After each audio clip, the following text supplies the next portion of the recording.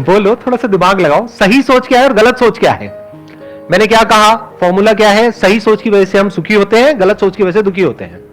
तो पहले जितना सोचना है सोच लो। वो भी आपको लग रहा है कि मैं सोच करके शादी कर रही हूं, उसमें भी भाग्य का बहुत बड़ा रोल है,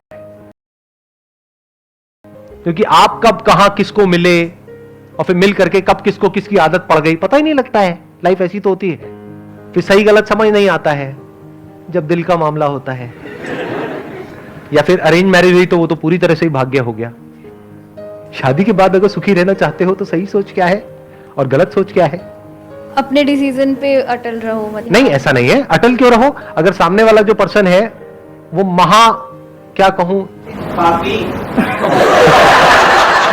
घोर पापी है, अत्याचारी है, दुराचारी है, उसकी असुरीय प्रवृत्ति है, और कोई इससे भयानक वर्ड, जल्लाद है।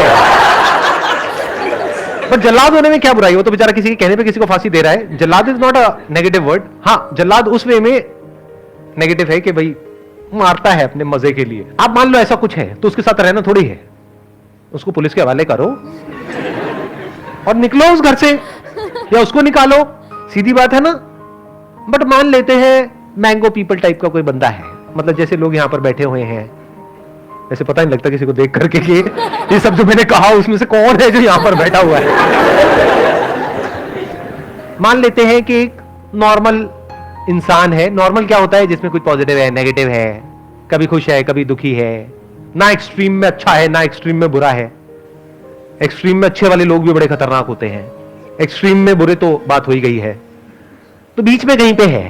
तो अब सही सोच क्या है, इम्परफेक्शंस को एक्सेप्ट करना। मतलब जैसे मुझ में भी कुछ अच्छी बुरी चीजें हैं तो सामने वाले की भी अच्छी बुरी चीजें, और क्या फर्क पड़ता है। क्या फर्क पड़ता है, बस ये गोल्डन मंत्र को पकड़ लो कि कभी उसकी कुछ हरकतें होंगी आपको गुस्सा आ जाएगा, आप गुस्सा करोगे तो वो भी गुस्सा करेगा, क्या फर्क पड़ता है।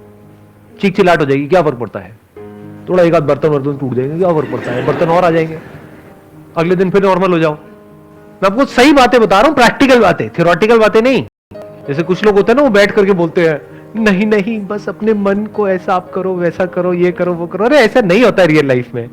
रियल लाइफ में बता रहा हूं क्या होता है, लड़ाई झगड़ा, ये वो, थोड़ा बहुत कहा सुनी, और जब बोलने पे आते हैं तो पता नहीं क्या क्या बोल जाते हैं। आप हूं तो कर रहे हो लेकिन शादी नहीं हुई आपकी अभी, तो आपको नहीं पता है क्या क्या बोल जाते हैं, किस किस हद तक बोल जाते हैं। सर अगर वो चीट कर रहा तब भी यही मंत्र रखना है। मैंने कब बोला, वो तो उनमें से किसी कैटेगरी में आ गया ना। अय्याश है, धोखेबाज है, बेवफा है। कुछ वर्ड छूट गए होंगे, अभी भी आप समझ लेना इशारों में कि अगर ऐसा कोई है तो छोड़ दो। बट अगर मैं कह रहा हूं ना बीच में कहीं पर है, नॉर्मल इंसान है, बेचारा है, आप बेचारी हो, ठीक है, क्या फर्क पड़ता है। तो ऐसे जब आप समझ लेते हो चीजों को और ऐसे सोचने लग जाते हो तो अब आप चिल हो जाते हो। चिल पता है ना क्या होता है, क्या होता है।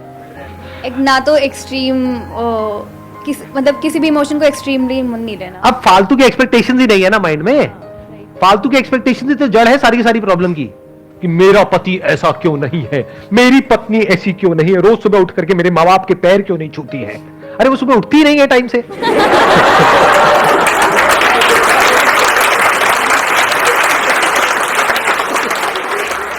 तो उल्टी सीधी एक्सपेक्टेशंस जो हमारी होती है ना, उसकी वजह से गड़बड़ हो जाती है। तो कोशिश करो, अगर किसी से शादी भी कर रहे हो, अगर कर रहे हो तो, करनी नहीं करनी आपकी मर्जी, तो ऐसे इंसान से करो जो थोड़ा रियलिस्टिक सा हो, प्रैक्टिकल सा हो।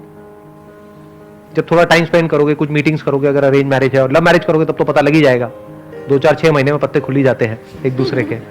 तो कोशिश करो कोई ऐसा इंसान हो जो थोड़ा सा प्रैक्टिकल हो।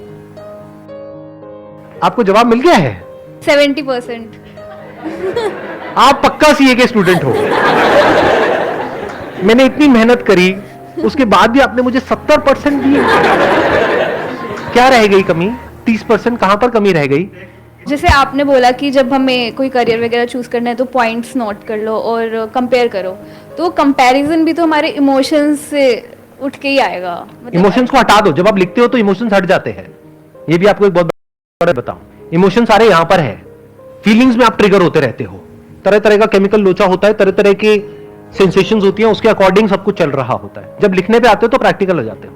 जैसे एग्जाम से पहले इमोशंस अपनी चरम सीमा पर होते हैं, मतलब अंदर बहुत ज्यादा डर लग रहा होता है, एक्साइटमेंट हो रहा होता है, तरह तरह के इमोशंस अंदर चल रहे होते हैं, पता नहीं क्या होगा क्या नहीं होगा। जब एक बार वहां पर आप चले जाते हो और लिखना शुरू कर देते हो, उसके बाद इमोशंस कहां होते हैं? कभी ऑब्जर्व किया है इस चीज को? कह रहा हूं तब यस बोल रहे हो या एक्चुअल में ऑब्जर्व किया है? एक्चुअली ऐसा होता समझ गए ना मैंने क्या बोला है? तो लिखो, the moment you right it down, emotions खत्म हो जाएंगे थोड़ी सी देर में।